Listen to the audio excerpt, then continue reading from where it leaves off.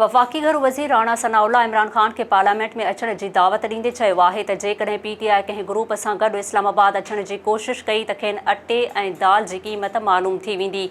इस्लामाबाद में press conference कंदे वफ़ाक़ी घरू वज़ीर राणा सनाउल्लाह चयो आहे त पाकिस्तान जी हुकूमत ऐं समूरा इदारा आइनी हदुनि में रही पंहिंजूं आइनी ज़िम्मेवारियूं पूरियूं करे रहिया आहिनि।